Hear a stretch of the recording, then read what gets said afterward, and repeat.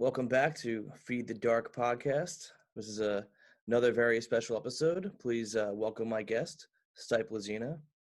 Stipe, would you before we get going, would you want to plug anything for our audience to check out, like any websites or anything that they could find your material at?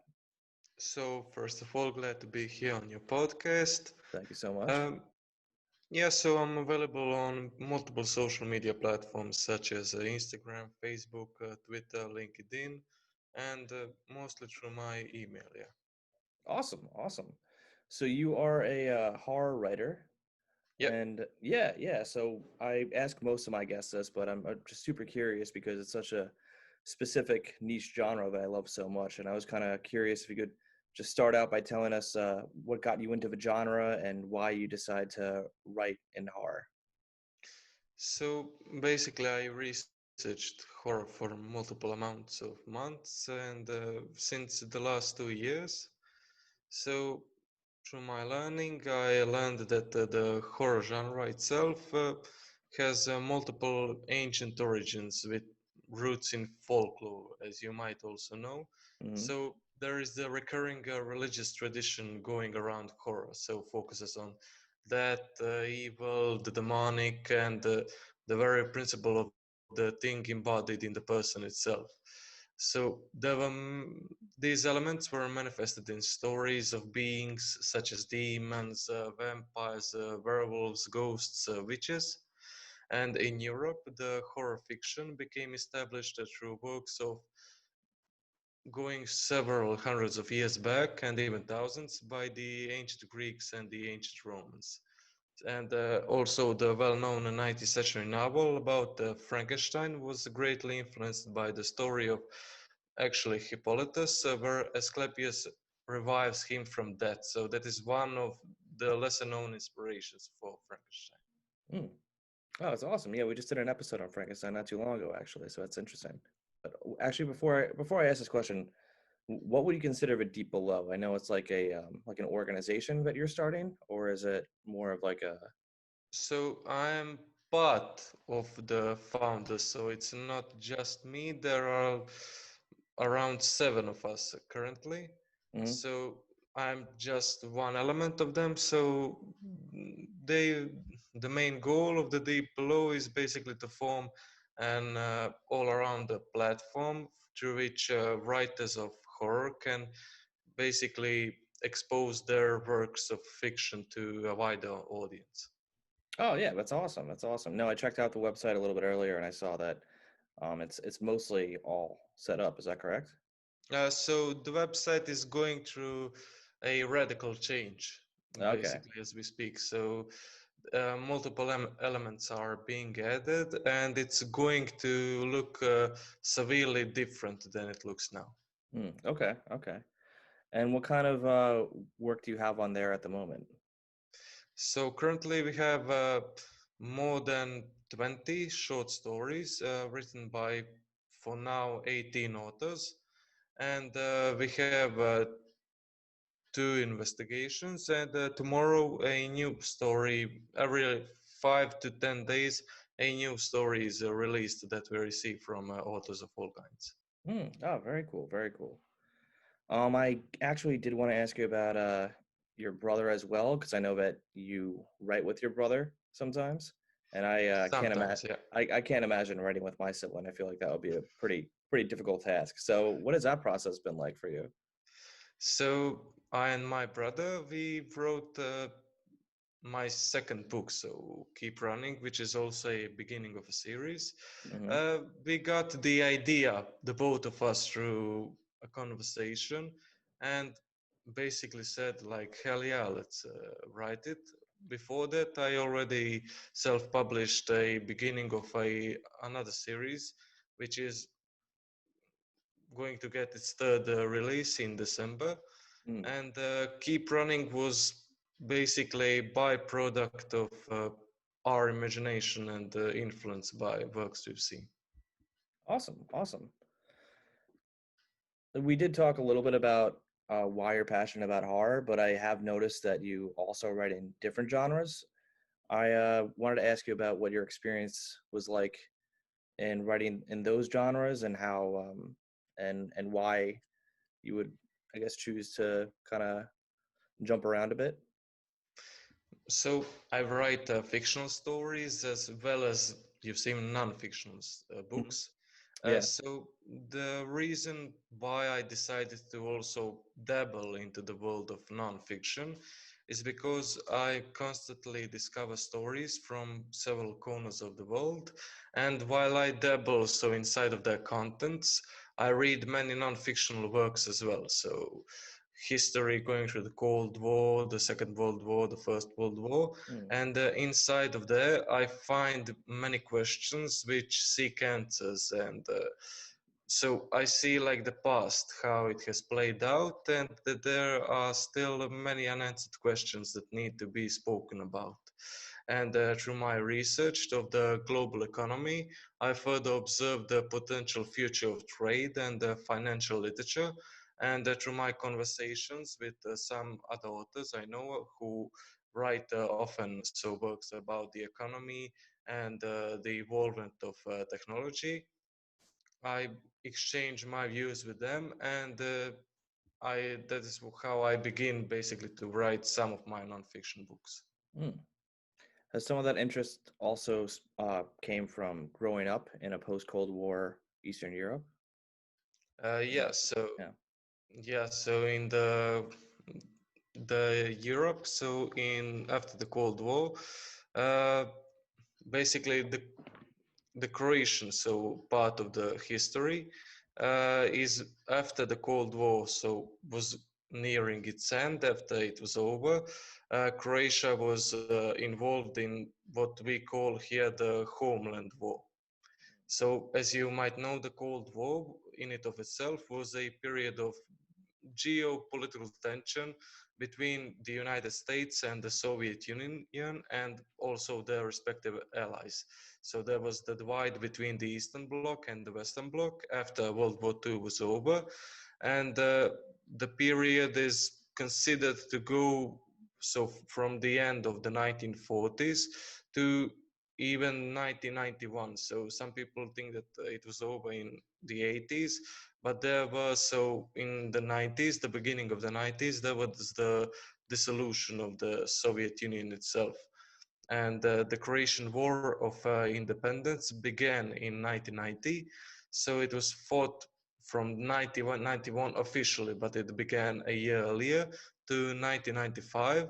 And after the Cold War began, so the Croat forces, loyal to the government of Croatia, which had declared independence from the Socialist Federal Republic of Yugoslavia, the Serbs who controlled the Yugoslav People's Army, JNA, and local Serb forces, with JNA ending its combat operations in Croatia by 1992. And the wars, basically, Serbia did not want Croatia to declare its independence, and it did not want to anyone to leave the Yugoslav Union, as it was spoken here locally. And because of that, so the majority of Croats wanted Croatia to leave Yugoslavia and become a sovereign country of its own. And while many ethnic Serbs who lived in Croatia, supported by Serbia, opposed the succession and wanted Serb claimed lands to be in a common state with Serbia. So most Serbs sought a new, larger Serb state within a Yugoslav federation, including many areas of Croatia itself and even Bosnia and Herzegovina. That is why the Serbs attempted to conquer as much as of Croatia as possible. They did not want Croatia to have its independence, rather use and take its part in order to form a large country, very large Serbia, as some people say. Mm. Yeah, well, you seem incredibly knowledgeable about your history, so it totally makes sense why you've chosen to write about it and how Yeah. that's been a major influence. So, what are you working on right now specifically?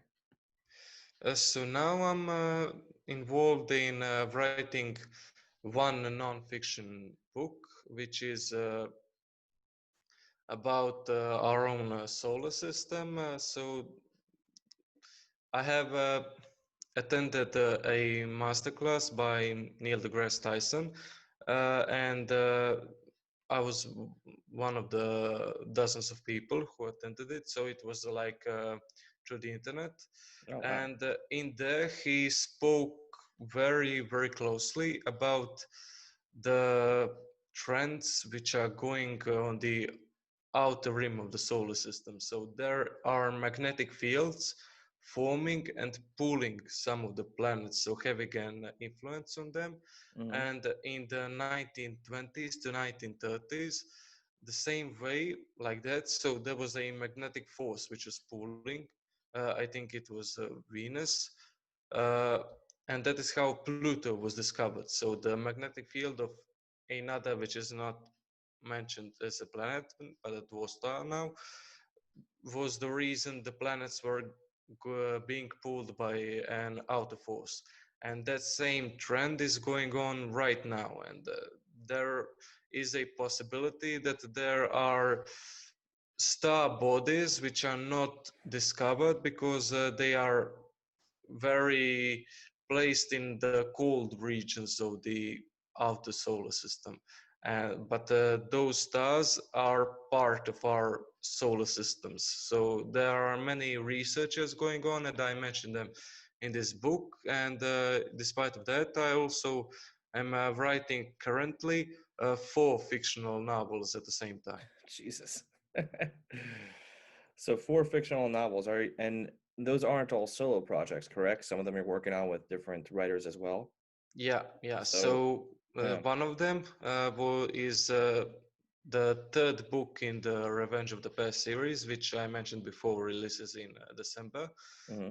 So the second work I'm writing on is honestly a novel which I did not have any intent on writing on, but I was contacted by two authors I know who wanted to write that story and asked for me to give my guidance on how they should do it, and involved me in the project for a great deal of the work because they do not know, they have not released a novel before, and they want to write this story. So basically, I'm doing most of the work, but guiding them how they should develop the characters and build the world as well.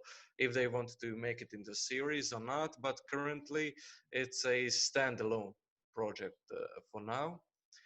With that, I'm also in contact with now actually eight authors. For a novel, it's a fantasy, so dark fantasy novel, which is planned to release at the fourth quarter of 2021, but it's not set in stones to release in that time. It's very large for now, so we have You said that you were working with eight other writers as well on that piece? yeah, on that pace, yeah, we Yeah. have Curious to delve a bit more into your process when you're done explaining it. But yeah, sorry, keep going. But that sounds like yes. a crazy adventure. Yeah, so currently of that piece alone, we have already written around 350 pages Mm. and are planning, talking basically every week on how we should proceed with the story, and are developing a map as well. It's planned to be a 3 to 5 part novel series as of now, but not longer. So we're still concluding on how it should be 3 novels or 5. And much of our influence from that went from the medieval age of Europe and Asia as well. Those are fascinating projects, especially because I'm not used to collaborative work. I'm used to basically just locking myself in a room and like either writing a lot in like one day and then not writing for 2 weeks and then finishing up like a month later. So what's that process like for you? Do you enjoy collaborative works more, or do you enjoy more solo projects, or do you just think look at them as different, equally as fulfilling projects?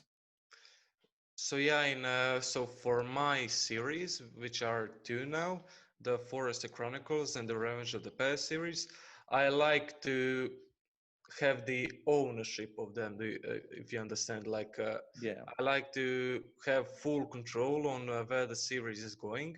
Hmm. And for some of these collaborated projects, it's very good to work with other authors because you exchange ideas, and we all see how each of us has their work process going. And through that, we agree and disagree on some elements, but we find solutions on how we should implement it in the overall flow of the story. So we are gaining experience by each other as time goes. Mm. So for new readers of you, what do you think the best first representation of your work would be? Like where So, should I start? so if the readers are in a mystery and thriller series, and with the elements of horror, Mm. the Revenge of the Past series should be right up the valley. So by describing it, so the first series, the Revenge of the Past series, is a thriller series of novels which immerses the reader in a horror-filled plot and very common book series trends. So because it is a series, many of the trends which you might see in other series are twisted and invented in a new, rarely seen way. So the first novel is named Dead Man's Switch. It is a twisted psychological thriller. It is the introductory novel to the series, where the reader is immersed in the gruesome story of psychological terror. This is the big aspect of the series. Mm. And for the beginning of the Revenge of Past series, the Dead Man's Switch story is while the return of a notorious murderer from the past starts causing chaos, a detective by the name of William Foley must discover the motive and the dark secret behind his plan. Mm. Very cool. And that novel released in 2019. Yeah. Oh, awesome, awesome. I actually did want to circle back real fast just to one of the earlier questions I asked you about because the answer you gave for the origins of horror was fascinating, but I did want to kind of delve a little bit deeper into what got you personally into horror, whether it was films or books when you were younger, or a specific author or experience or something like that. So some writers got me very big part of my inclusion in horror. Mm. So and influential horror writers and even a historian. So J.A. Cudden, he is a literally historian. He defined the horror story as a piece of fiction that is in prose of variable length, which tries to frighten the reader and with that induces a feeling of repulsion or loathing within the very core being of a human. So he has researched throughout his life many aspects of horror. And H.P. Lovecraft, I also read some of his novels, the Cthulhu Mythos and all that. Uh, they are very nice works, and many of the current horror works of fiction, so such as the movies, Conjuring series, which are inspired by real life events. I I don't know live if you've right by seen. Amityville. I'm one exit away from Amityville, actually, so it's pretty funny. But you mentioned that, yeah. Oh, Amityville. That's pretty fun. Yeah, and in the Conjuring series, it's very interesting because the Lorraine Warren, I think she passed away this or last year, I'm not sure.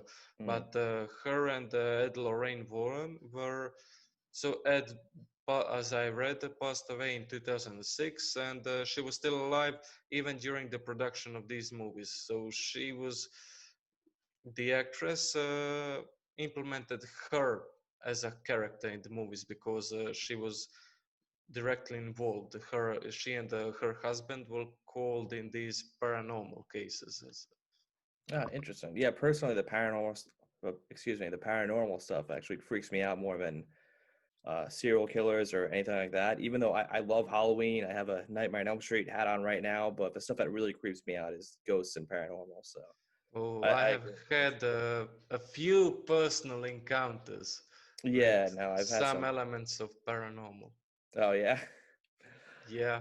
yeah. No, I'd love to go deeper into those stories and probably next episode because I just have a couple more things for you. But Just to clarify, I guess all your work will be available in English because I imagine most of my Yeah. listeners are going to be English listeners. Yeah, I'm sure it's probably a Yeah, bit and more. it's available on the platform of Amazon. And the introductory novels, so Keep Running and Dead Man's Switch to the Forestry Chronicles and the Revenge of the Past series, are available on multiple book platforms. So Amazon, Apple Books, Rakuten Kobo, Barnes and Noble, while the continuing novels are available still exclusively to Amazon Kindle. Very cool, very cool. And actually, just one more question about the Deep Below as well. So, if writers wanted to be a part of that, I guess, are you still in the process stage right now, or is there somewhere that they could submit their work to you, or would it just be the As deepbelow.com? They can visit the website. Currently, the domain is deepbelow.online, Mm-hmm. and the readers, so the writers which are currently present with the work on our platform, they submit them to our email. So stories at deepbelow.online. If anyone wants to submit some of their stories, they can. And our readers, so there are several men and women who read those works. They will read, if accepted, their works will be read and posted with their permission on the Diplo platform, where they will be fully accredited as the author. Oh, that's awesome. That's such an awesome opportunity that you provide for writers across the world. So, thank you for that. Actually, we do have a little bit more time. So, did you want to share a paranormal story real fast, or do you not have a public one that you want to share? So this happened around 2 years ago. Mm-hmm. So in some of my spare time, I like to explore some abandoned buildings in the regions around where I live. There are many of them, and I and two of my friends from childhood, we went to explore. So this is, you can imagine it as a H-shaped building which was owned by some families. I cannot remember the surname quite clearly now, but it was owned by some influential family from the past. And that building was abandoned basically like 50 years ago. So it's empty, barren. And we went there, explored so a little bit of the corridors and all that. It's all like fell apart, dust everywhere, spider webs, all that. And as we were searching, we found actually a few books, old books, in some of the bookshelves there.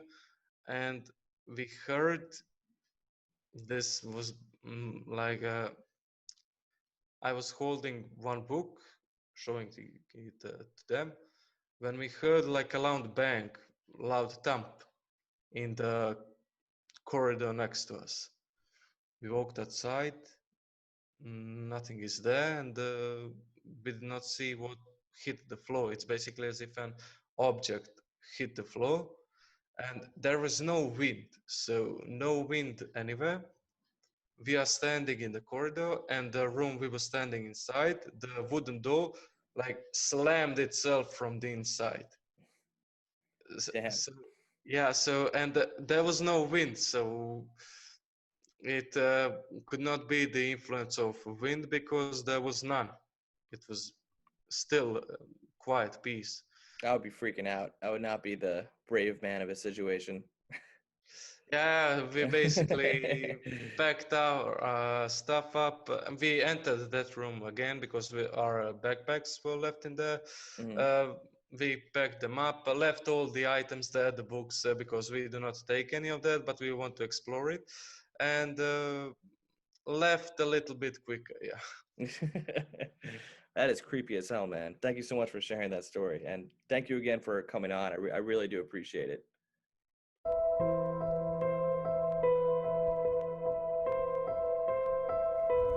This week, we're having a very special episode because the author E.S. Stevens will be joining me. Welcome to the podcast, and thank you so much for coming on. Before we get Hi. going, yeah, before we get going, is there anywhere you'd like to plug for where my audience can find your stuff? Well, I have a website, www.esstevensauthor.co.uk. And you can find all the links there to find me on places like Instagram and Facebook.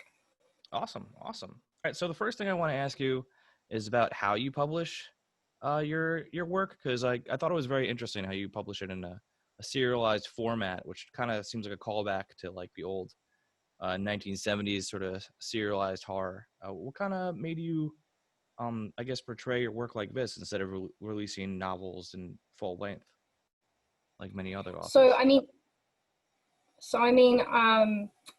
I do release novels full length, obviously, in book form, digital form.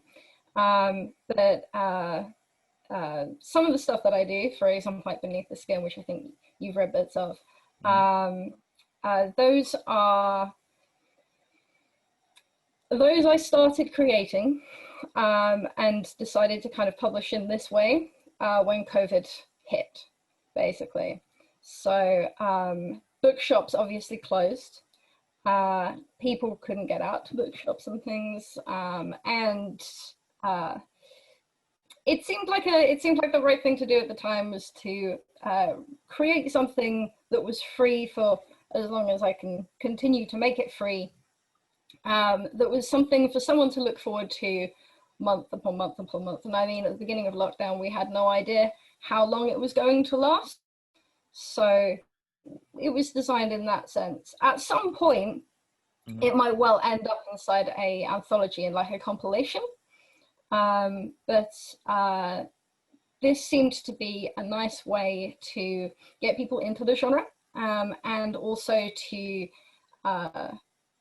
introduce myself to a new crowd as someone they might potentially read.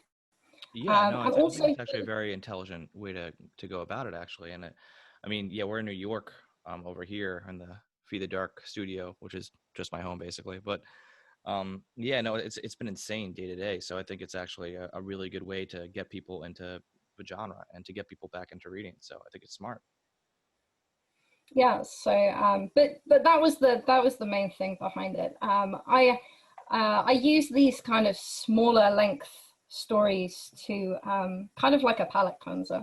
When I hit what I refer to as the wall, which is kind of like extreme writer's block, it's like a little short thing that I can kind of tap into and write something that is linked but completely different. And then I come back to the main book that I'm writing, and I'll find that it'll be that much easier to write the next bit. Oh, that's awesome. Yeah, I also noticed that your novel, especially the one that's behind you, has a lot of fantasy elements as well. And I was kind of curious with your interest in fantasy and combining it with horror, and sort of your whether you'd want to get into some of your influences or what kind of draws you to fantasy as a whole. So I mean, I did Gothic at uni, and I studied things like Dracula and Frankenstein and Phantom of the Opera. And realistically, like if you look at those, like Dracula is a fantasy creature, he's a vampire. Frankenstein's monster is effectively a very, very big zombie, but with added intelligence. And a lot of sci-fi elements too to Frankenstein. Yeah, a very kind of like steampunk feel to that. So in the same way, it's a sort of similar thing, but I spent my childhood reading a lot of kind of high fantasy spectrum stuff, and I wanted to kind of combine the two because fantasy is a very big deal right now. It's something that I enjoy reading. I think that's kind of important as an author, is that if it's something that you would enjoy to read, then you will be more interested in writing it. No, absolutely. And whenever I have read fantasy fiction, I have naturally been more interested in the villain side. Maybe I'm slightly narcissistic, I don't know. But I've naturally been more interested in the villain side. So Droll, for example, is more a fantasy version of, I suppose they're all murderers effectively. So it would be akin to kind of reading a horror novel, but from the murderer's perspective. Yeah. No, I'm gonna be totally transparent. My knowledge of fantasy is extremely limited, but I mean, the few that I love, like Lord of the Rings and Game of Thrones, that are the extremely popular ones, I love with all my heart. So I'm kind of curious if how I guess some of your favorite fantasy stories that you'd like to recommend to me. This is kind of an aside, but I'm kind of curious to So get into that genre as well. I would say if you haven't read Magician by Raymond D. Feist, you Okay. probably should. Um, I haven't read it, so that's awesome. Okay, I'll take note of that since this is recording. So, yeah, you mentioned the classics like Dracula and Frankenstein. Is that what? Because those are some of my favorite books too. But I actually didn't get into that stuff till a little bit later, even though I was assigned to read it in school, just because they were, I guess, more of an advanced read. Was there anything, I guess, even before that that got you into that sort of gothic era, or did you just get into that immediately? Because that would be impressive to me if you got into Shelley and Stoker just right off the bat. um, so uh, I think I did Frankenstein for the first time at school, which was the first time I think I found out that the Gothic genre existed and that horror was a thing beyond, stabby stabby in the dark. Yeah. Um, I think I did what a lot of teens did, at least in my school. That was like get hold of a Stephen King book, and that Stephen King book would ultimately be it. Yeah. So yeah, and there was a lot of us when that came out in the cinema that went out to go and watch that, kind of old time sake. I personally, I was never really into the whole thing. I'm not quite sure why. It just I'm didn't sorry, the dig it whole for what me. thing? I think I cut out for a second. Stephen King. Oh, okay, yeah. But it never really did it for me. But certainly kind of like what I like to think of as original Gothic, like Dracula and Frankenstein. And a little bit later after that, I discovered like the Cthulhu stuff. Ah, yes. Yeah. Uh, that that that just did it for me. For me, it was Poe, so I understand. I have friends who prefer Lovecraft, but yeah, so kind of the same boat. Actually, I do want to circle back around to your actual work in a second, but before I do, just because your work is very cinematic, and you mentioned, I think, unless I misheard you, I think you mentioned some movies in there as well. Was there any, does cinema come into the role of your influences at all either? Because just reading your work, it seems like it's very based on I don't know the visuals as well, and it at least to me, maybe I'm misreading it, but it seems like more of like a scene when I'm reading it, if that makes any sense. I think that's probably because when I'm writing, I sort of see it inside my head, but in the same way as you would, I guess, maybe go to a movie and watch a film. And sometimes I know exactly what everything looks like before I kind of set my fingers down on a keyboard. And sometimes I do it the Tolkien way, where I set my fingers down on a keyboard and I'll write a sentence and it'll go from there. But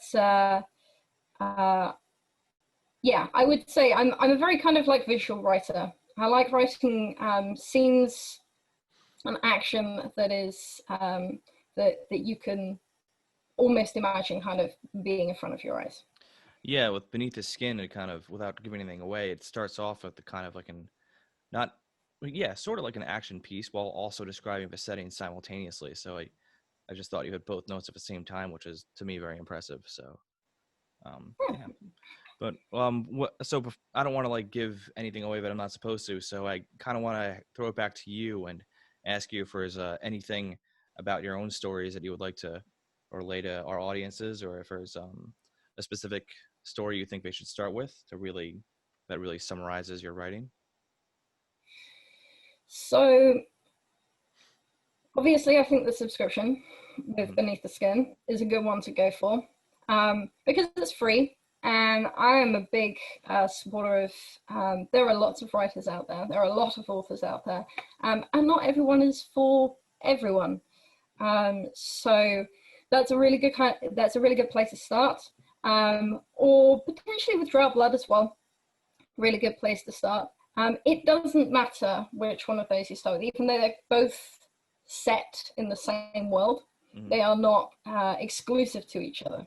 So someone who reads Beneath the Skin or any of the other works that come out with the subscription doesn't need to know anything previous, can just kind of go into it effectively blind and see how they feel about it, and enjoy that ride. And someone who has already read Troll or is about to read Troll, they don't need to know anything about Beneath the Skin or any of the other stuff that comes up. And the two can kind of cross over and go backwards and forwards, and they will link up and it's fine. So this is, as I mentioned before, my fantasy knowledge is incredibly limited, but between George R. R. Martin and Tolkien, which is basically all I've read, I noticed that they both had maps in the beginning or the end of their books, whichever edition you get, and you also had a map of the world that you were creating, and I believe it was Draw, right? Yeah. Yeah. So I mean, this is just because I personally don't write like that, so I'm just super curious. Like, did you just imagine the whole geographical setting before you really got into it, or did it, like, the characters come first? Because that's for me that's such a cool, like, expansive way of thinking. So I'm like you in many respects. I think there's a lot of fantasy novels out there, but specifically things like Tolkien and the Lord of the Rings, having that map in the front is very much I think only fantasy does it. I've never found any other genre that has ever put a map in the front of a book. Yeah, and I was quite keen to have a map in the front of the book. Truth be told, with Droll, I have stacks upon stacks upon stacks of notes that some of it will never see the light of day, but it's just there so that I can refer back to it. So I like to know exactly how my world works, all the way down to things like how does lore work, which is really important, because in Droll, when you're effectively referring to a society of people who do not like playing ball well with each other, having laws so that they don't completely annihilate each other is an important thing. But I have things like how does the weather work?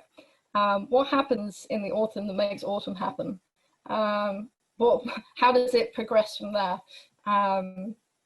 Why does this civilization and that civilization never like each other?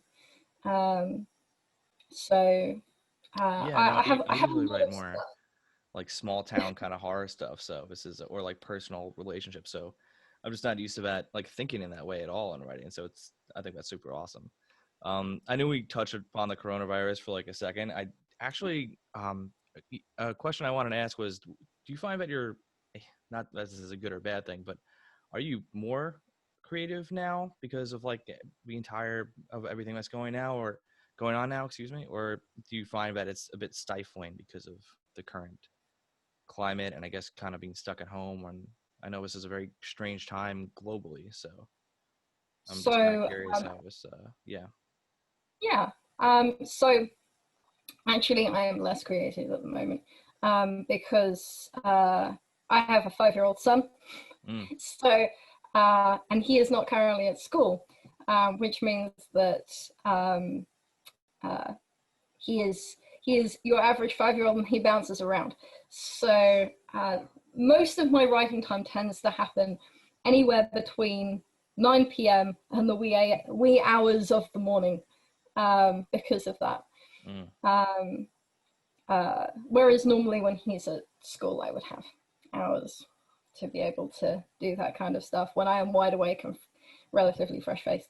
Yeah, I can't. Um, I mean, I hear about it from my, brother and sister-in-law all the time. Obviously I only have a niece and nephew, so I don't get it as much. But it's even that when they're coming over during meetings, I'm definitely less productive than I was. But I spoke to someone else before, actually found that they were more productive, which I found to be amazing. But yeah, I definitely more relate to you on this one.